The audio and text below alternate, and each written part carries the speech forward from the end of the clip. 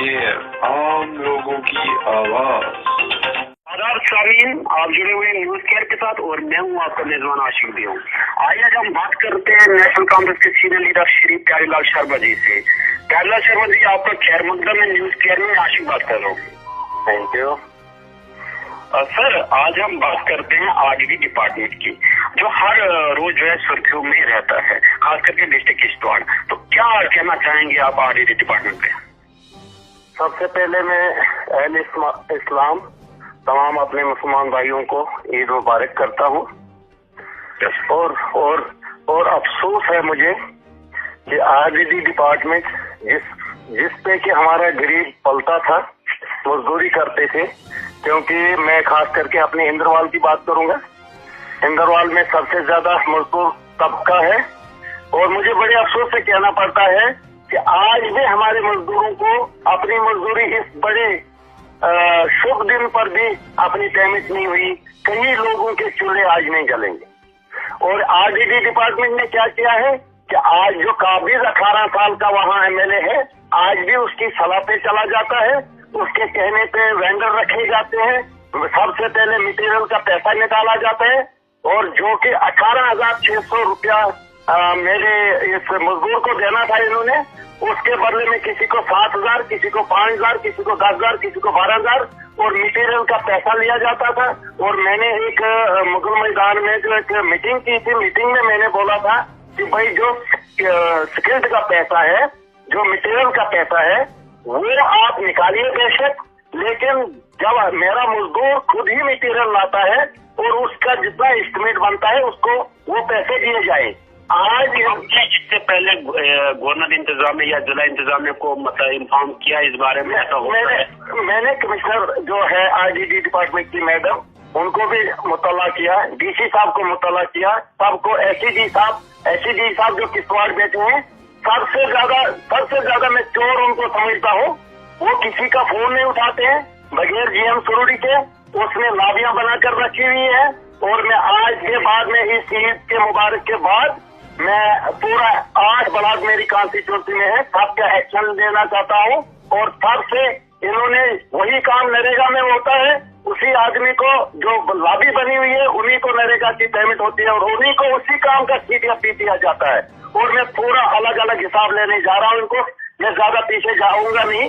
16, 17, 18 और 18-19 का हिसाब लेने जा रहा हूँ। और 8 के बाद मैं आज तक नहीं छेड़ता था कि मैंने कहा था मुझे नहीं चाहिए, क्योंकि जितने लीडर हमारे यहाँ इंद्रवाल में आए, वो पीडीपी का हो, बीजेपी का हो, कांग्रेस का हो, उन्होंने ब्लैकमेलिंग की इनके साथ। और ब्लैकमेलिंग करके जब थोड़ा सा आवाज उठाई और उनके मुंह बंद कर दिए गए, किसी को गाड़ी दी गई, किसी की कमीशन फिक्स कर दी गई। लेकिन प्यारेलाल ऐसा नहीं है, मैं इनको अंजाम तक पहुंचा कर रहूंगा। आज देखिए परसों डीसी साहब की मीटिंग में डीडो साहब गारसाना को ये कहा गया, मीडिया में आया है कि भाई एक ही एमएलए के भाई के नाम 2016 में 64 लाख रुपया गया है। क्या डीसी साहब ने उस पर एक्शन लिया? क्या अगर आपका सरपंच रिटर्न कंप्लेंट भी इस बारे में करेगा, जो वो कह रहे थे वीडियो में कि रिटर्न कंप्लेंट प्यारेलाल पहले पूरे 8 ब्लॉकों का 2 साल का हिसाब लेगा। इन्होंने वेंडर चेंज किए हुए हैं, इन्होंने सब कुछ अपनी मर्जी से रखे हुए हैं।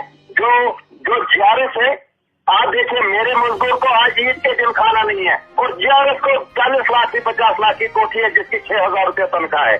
तो मैं चाहता था कि चलिए मैं नहीं छेड़ूं, सब बच्चे अपने हैं, लेकिन हाथ पार कर गया है आरडीडी डिपार्टमेंट। आज मैं पूरे 2 साल 3 साल का सीडीएफ का भी हिसाब लूंगा, नरेगा का भी हिसाब लूंगा। और आजकल इन्होंने दूसरा फंडा रखा है और ताड़ा मारा जाता है जीआरएस और वीएलडब्ल्यू हमारे गांव में जाके मजदूरों को बोलते हैं आपकी प्रोग्रेस नहीं चढ़ती है। कैसे भी प्रोग्रेस चढ़ती है? जब 100 दिन का हम काम कर रहे हैं तो क्या प्रोग्रेस क्यों नहीं चढ़ती है? और कहा जाता है पहले एफिडेविट दे दो कि हमने मटेरियल का पैसा पकड़ा। कहाँ से दिया मटेरियल? इन्होंने वो वेंडर रखे हैं जिनके पास खच्चर भी नहीं है, गाड़ी की तो बात ही नहीं है, वो कहाँ से लाते हैं मटेरियल? वो बांटा जाता है। ये आज भी जो काबिज एमएलए 18 साल का है, वो 6 के 8 ब्लॉकों में फोन किया है उसने, मेरा 2% के हिसाब से पैसा रखो।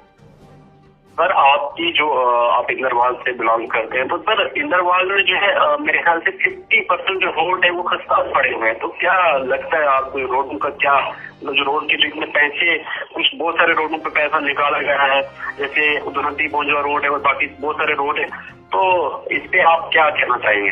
देखिए मेरी बात सुनिए, देखिए जो बोलवा की रोड है, सबसे मैं ज्यादा छात्रों की नहीं बात करूंगा, छात्र हम काम कर रही हैं, छात्रों में ब्लैक टापिंग हो रही है, सब कुछ हो रहा है कि हम जो एक्सिस का काम कर रहे हैं।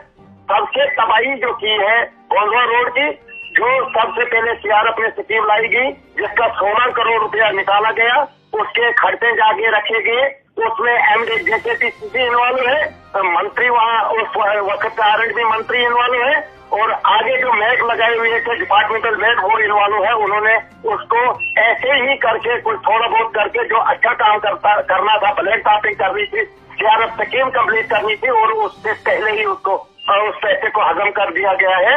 वो कहीं मंत्रियों, कहीं कमिश्नर, कहीं सबके जेब में चला गया है। और आज सर अगर इस बार आपको जब जम्मू कश्मीर में असेंबली चुनाव होगा तो आपको इंदरवाल के लोगों ने सर्टिफिकेट दे दी, आपको सत्ता में ले लिया, तो क्या आप इन चीजों पे, सारी चीजों पे जो है एक्शन लोगे? ये मैं वादा करता हूँ पूरे इंदरवाल की आवाम से, अगर मुझे एक्शन लेने की जरूरत नहीं होती, मुझे नजर नहीं आता है ये इंदरवाल खत्म हो रहा है, तो मुझे इलेक्शन लड़ने की जरूरत नहीं है। ऊपर वाले की दया से मुझे ऊपर वाले ने सब कुछ दिया है, मैंने मजदूरी करके यहाँ तक पहुँचा हूँ और अपनी रोटी आराम से खाता हूँ, मुझे हराम खाने की कोई जरूरत नहीं है। लेकिन एक न एक आदमी ने इंदरवाल से आवाज उठानी है, ये आप लोगों तक है, मैंने कुछ नहीं करना है, मैंने आवाज उठाई है, लोग मुझे वहाँ पहुँचाते हैं, तो लोग भी याद करेंगे इंदरवाल के लोग की, इंदरवाल को सोने की चिड़िया किस तरह मैं बनाता हूँ, ये वादा करता हूँ मैं इंदरवाल के लोगों के साथ। सर अभी जो आज जो है पेमेंट पे सारा जो है आरडीडी डिपार्टमेंट जो पेमेंट नहीं कर रही है, ठीक है ना? पेमेंट आ चुकी है, पेमेंट आ चुकी है। नहीं, पेमेंट तो आ चुकी है, लेकिन लोगों को नहीं मिल रही है ना, बहुत सारे लोगों को क्यों? यहाँ उसमें वजह है, लोगों को क्यों नहीं मिल रही है? सारे वीडियोज अपने दफ्तरों में नहीं है, सारे वीडियो सलामी करने जाते हैं, साहब का जो 18 साल से काबिज एमएलए है, उससे सलाह पूछी जाती है कि सरपंची में जहाँ सरपंच को वोट मिला है, कांग्रेसी सरपंच को, किसने वोट दिया, उनको छांटा जा रहा है, उनको अलग किया जा रहा है। नेशनल कॉन्फ्रेंस के सपोर्टर कौन है, बीजेपी के सपोर्टर कौन है, कांग्रेस के सपोर्टर कौन है, और फाइलें उसी हिसाब से नेट पे चढ़ाई जाती है।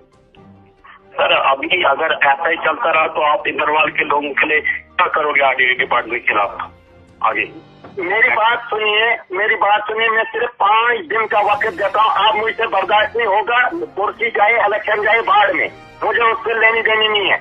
मैं सिर्फ 5 दिन में देखूंगा हो क्या रहा है, मैं 2 साल का हिसाब पहले मैं डाटा तैयार करूंगा, मैंने क्या क्या इनसे इंफॉर्मेशन लेनी है, उसके बाद मैंने सारा केस जो है विजिलेंस को देना है, और विजिलेंस में खुद खड़ा रहना। मैं कोई ये नहीं हूँ, मुझे ये भी कहा जाता है कि जीएम सुरोड़ी उसको 3 करोड़ रुपए देगा, वो मैं कहता हूँ जीएम सुरोड़ी को आज के माध्यम से मैं वो 3 लोगों को बोल रहा दे दूंगा, मैं उसे 5 करोड़ रुपए दूंगा, इंदरवाल को छोड़ दे, वो छोड़ दे इंदरवाल को, और इंदरवाल के आवाम को आप गवाह मत करें ज्यादा। हमारे पास कुछ नहीं बचा है, सिर्फ कफन के पैसे भी नहीं बचे हैं हमें छोड़ दे, इंदरवाल को छोड़ दे। मैं आरडीडी डिपार्टमेंट को पूरा हिसाब लेने जा रहा हूँ, जहाँ जिसके हम, आप देखिए, अगर यहाँ 2 लाख से ज्यादा या 3 लाख से ज्यादा किसी के अकाउंट में जाता है, वो आदमी टैक्सेबल होना चाहिए, बिल्कुल होना चाहिए, वो उस आदमी ने टैक्स पे किया होना चाहिए, उसका जीएसटी नंबर होना चाहिए, वो इनकम टैक्स भरने वाला होना चाहिए, वो वेंडर हो सकता है। तो ये मुझे बताइए, आप मेरे इलाके में ऐसी इंफॉर्मेशन मैंने कलेक्ट की है, डाटा निकाला है कि एक आदमी को पता नहीं है नरेगा का अकाउंट है, 39 लाख, 18 लाख, 20 लाख उनके अकाउंटों में गए हैं, जबकि उनके अकाउंट खोले गए हैं, उनको चेकबुक पे साइन लिए गए हैं और पैसा खुद निकाला गया, और वो लोग भी गवाह है मेरे लिए, विजिलेंस के लिए, और मैं गवर्नर तक की आवाज पहुंचाऊंगा और सारा डाटा कलेक्ट करके सेंट्रल गवर्नमेंट तक की आवाज पहुंचाऊंगा, मैं आप पीछे हटने वाला नहीं। हाँ सर, अभी आप हमारे जो पब्लिक दरबार द्राक्षाला में हुआ था तो बड़ी बात वही सामने निकल के आई, एक सरपंच जो है नेशनल कॉन्फ्रेंस के सरपंच है शायद, वो तो आवाज उठाई नेशनल कॉन्फ्रेंस के सरपंच। जी, नेशनल कॉन्फ्रेंस के सरपंच ने वहाँ पे आवाज उठाई पब्लिक दरबार में, कहा कि जो है असलम सोई नाम का कोई बनता है, उनके अकाउंट बहुत सारे, वो जो हमारा 18 साल का एमएलए उसका भाई है, अच्छा अच्छा अच्छा, तो क्या आप इस पे एक्शन करवाएंगे, मतलब गवर्नमेंट इंतजामिया के बाद पहुंचाएंगे आप? क्योंकि आप नहीं, अभी उस एक परसेंट की बात ही मत करो आप। यस, जितने भी ये कांग्रेसी पुराने सरपंच एक्स सरपंच रह चुके हैं या तो सबका डाटा निकालूंगा मैं भी सरपंच रहा हूँ, मेरा भी डाटा निकाला जाना चाहिए। मैं भी इंद्रवाल पंचायत का सरपंच 5 साल रहा हूँ, मेरा भी डाटा निकालिए। ठीक, मैं चैलेंज करता हूँ को अपील करते हैं। मैं इंतजामियों को अपील करता हूँ, एक मेरे मजदूरों को 18,600 रुपया अकाउंट में डालिए। दूसरा, एफिडेविट गरीबों को एफिडेविट पे साइन मत करवाइए। मटेरियल का पैसा निकालिए। अगर किसी वेंडर ने मटेरियल साइट पे पहुंचा कर दिया है मेरे मजदूर को, और मैं अपने गरीब अवाम इंद्रवाल को आगाह करना चाहता हूँ, आप गाड़ी में मत आओ, आपकी पेमेंट कोई नहीं रोक सकता, ये किसी की बात की नहीं है। ये सेंट्रल गवर्नमेंट की स्कीम है। सेंट्रल गवर्नमेंट में कोई भी सरकार बदले, जम्मू कश्मीर में कोई भी सरकार बदले, नरेगा बंद नहीं हो सकता है, PMJSY बंद नहीं हो सकता है। तो मैं इंतजामिया से ये अपील करता हूँ कि आज शाम तक सबके अकाउंट में पैसे जाने चाहिए। अगर कोई फॉल्ट आएगा, ईद पेमेंट है तो ईद के बाद 3 दिन का टाइम मैं देता हूँ, पूरे 18,600 रुपया उनको पड़े। और मटेरियल के पैसे मुझे पता है कि जॉब कार्ड होल्डर के नाम नहीं निकल सकता है, वेंडर रखना है, वेंडर रखिए, ईमानदार जानदार वेंडर रखिए, और उसके नाम निकाल के जिसने मटेरियल लाया है साइड पे, मेरे मजदूर को उतने पैसे दीजिए। अगर नहीं देंगे, इसका पूरा डाटा निकाल के मैं गवर्नर साहब को भेजूंगा और सेंट्रल गवर्नमेंट के RDD डिपार्टमेंट का जो मंत्री होगा उसको पहुंचाऊंगा। मैं ये वादा करता हूँ इंद्रवाल के आवाम से और एडमिनिस्ट्रेशन को। मैं ये कहना चाहता हूँ कि आप किसी हमारे आदमी का, किसी बेचारे मजदूर, किसी सरपंच का फोन नहीं उठाते हैं, मेरा फोन नहीं उठाते हैं। वो कहते होंगे क्या करेगा ये, मिली जुली है, ऊपर तक तो हमारा हिस्सा पहुंचता है। दबा 18 साल के MLA का है, 18 साल के MLA का भी डाटा निकालूंगा मैं, सबका डाटा निकालने जा रहा हूँ। और मैं दिखाऊंगा जिसके रिश्तेदार किसके कहाँ बैठे हुए लोग थे, उनके नाम कितना पैसा निकला है, CDF कहाँ गया। और CDF का काम अलग हुआ है, वही नरेगा में लोगों ने काम किया है, वही कहीं खाड़ पेंचू ने CDF में वही पैसा उसी काम का निकाला है। वो सारा खाता अलग तैयार होगा। ये कापी एक विजिलेंस को जाएगी, एक गवर्नर साहब को पहुंचेगी और एक सेंट्रल गवर्नमेंट में पहुंचेगी। सर, हमारे साथ न्यूज कैफ के साथ बात करने के लिए बहुत बहुत शुक्रिया। शुक्रिया सर, थैंक यू।